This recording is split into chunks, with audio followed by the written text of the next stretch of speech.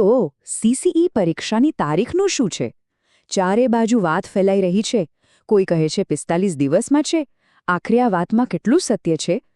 ચાલો આજે આપણે આછી વાતને બરાબર સમજીએ કે થયું શું હતું. શરૂઆત થઈ એક ઓનલાઈન માહિતીથી. અચાનક જ એક વાત વાયરલ થઈ કે સીસીઈની પરીક્ષા બસ 45 દિવસમાં જ આવી રહી છે. હવે આ સાંભળીને તો બધા જ ચોંકી ગયા અને સ્વાભાવિક છે કે મનમાં સવાલ તો થાય જ કે શું આ વાત સાચી છે? અને બસ આ એક જ સમાચારે તૈયારી કરતા ઉમેદવારોમાં રીતસરનો ખળભળાટ મચાવી દીધો. ચારે બાજુ ગભરાટ અને કન્ફ્યુઝન. લોકો વિચારવા લાગ્યા કે હવે આપણી તૈયારીનું શું થશે? જે પ્લાનિંગ કર્યું હતું એનું શું? પણ કહાનીમાં ટ્વિસ્ટ તો હવે આવે છે. જેટલી સ્પીડથી આ ખબર ફેલાઈ એટલી જ સ્પીડથી એ ગાયબ પણ થઈ ગઈ.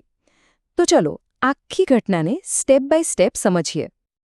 જુઓ, થયું એવું કે સાંજે લગભગ 6:45 વાગ્યે જીએસએસબીની ઓફિશિયલ વેબસાઇટ પર સીસીઈ પરીક્ષાની તારીખ દેખાઈ.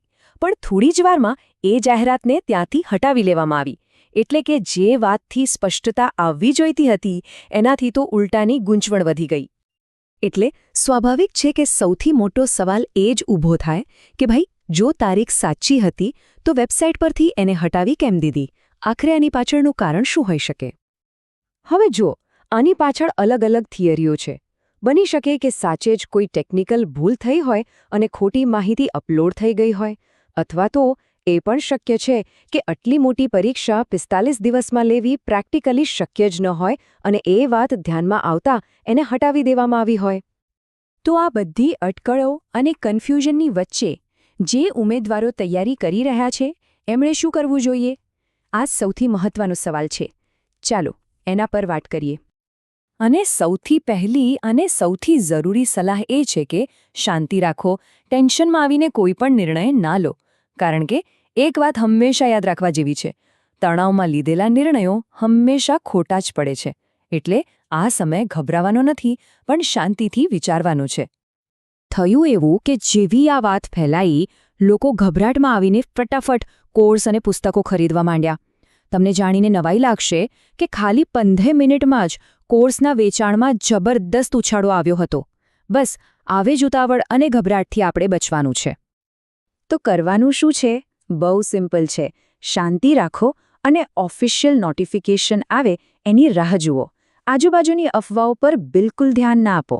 જ્યારે પાક્કી ખબર આવે પછી જ આગળની રણનીતિ બનાવવાની. તો સવાલ એ છે કે જ્યાં સુધી પાક્કી ખબર ના આવે ત્યાં સુધી શું કરવાનું? જવાબ છે એક એવી ફ્લેક્સિબલ સ્ટ્રેટેજી બનાવવાની જે કોઈપણ પરિસ્થિતિમાં કામ આવે. પરીક્ષાની તારીખ ગમે તે આવે આપણી તૈયારી અટકવી ના જોઈએ. આપણે 2 રીતે વિચારી શકીએ. પહેલો કેસ, જો પરીક્ષા ખરેખર જ જલ્દી આવી જાય તો આપણું પૂરું ફોકસ ખાલી પ્રિલિમ્સ પર હોવું જોઈએ. ખાસ કરીને ગણિત અને રીઝનિંગ જેવા વિષયો પર, જેથી કટ ઓફ આરામથી નીકળી જાય. અને બીજો કેસ, જો પરીક્ષા માટે સારો એવો સમય મળે તો પછી પ્રિલિમ્સ અને મેન્સ બંનેની તૈયારી સાથે મળીને ઊંડાણપૂર્વક કરી શકાય અને સારા સ્કોરનું ટાર્ગેટ રાખી શકાય. હવે તૈયારી કરવાની આવી જ એક સ્માર્ટ રીત માટે એક બહુ જ મજાની ફિલોસોફીની વાત થઈ છે. એનું નામ છે ગરીબ રથ ફિલોસોફી. ચાલો સમજીએ કે આ શું છે.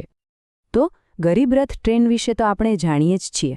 ભારતીય રેલવેની આ એવી સર્વિસ છે જે સામાન્ય માણસને પણ પોસાય એવા ભાવમાં એસી કોચ જેવી સારી સુવિધા આપે છે. એટલે કે ક્વોલિટી પણ સારી અને કિંમત પણ ઓછી. બસ આ જ કોન્સેપ્ટ, આ જ ફિલોસોફીને શિક્ષણમાં લાગુ પાડવાની વાત છે.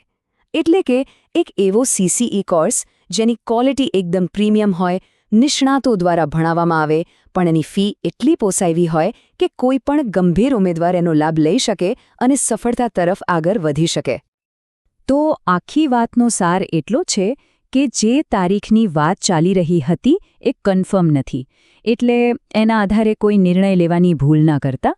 સૌથી સારું એ જ છે કે શાંતિથી એક ફ્લેક્સિબલ પ્લાન બનાવીને તૈયારી ચાલુ રાખો અને ઓફિશિયલ જાહેરાતની રાહ જુઓ. અને છેલ્લે એક સવાલ વિચારવા જેવો છે. આ જે અનિશ્ચિતતાનો સમય છે એને એક સમસ્યા તરીકે જુઓ કે પછી એક તક તરીકે? એક એવી તક જેમાં પોતાની તૈયારીને બીજાઓ કરતાં વધારે મજબૂત કરી શકાય. જે આ સમયનો સાચો ઉપયોગ કરી લેશે એ જ આ રેસમાં આગળ નીકળશે.